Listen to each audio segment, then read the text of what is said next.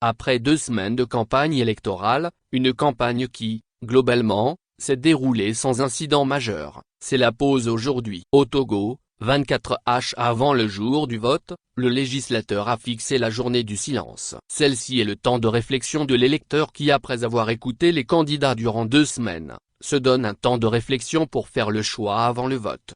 Au cours de cette journée du silence est interdite la poursuite de la campagne par quelque moyen que ce soit, même si parfois dans les centres de vote, sont placardées les affiches des candidats. Le Togo, après plusieurs modifications du code électoral, n'a pas eu le réflexe d'exiger des candidats qu'ils enlèvent les affiches qui ont été posées dans le cadre de la campagne électorale comme cela se fait dans un pays limitrophe. Ce qui fait que plusieurs mois après le vote on voit toujours dans les rues les affiches de campagne. Plus de 4,2 millions d'électeurs repartis dans environ 14 271 bureaux de vote sont appelés aux urnes. Ils vont élire 113 députés et 179 conseillers régionaux. Le mode de scrutin est le proportionnel plurinominal de liste dans 39 circonscriptions de 2 à 8 sièges chacune. Le scrutin se tient avec des listes fermées paritaires comprenant 2 fois plus de candidats que de sièges à pourvoir, et les résultats en voix conduisent à une répartition des sièges sans seuil électoral, selon la méthode au plus fort reste.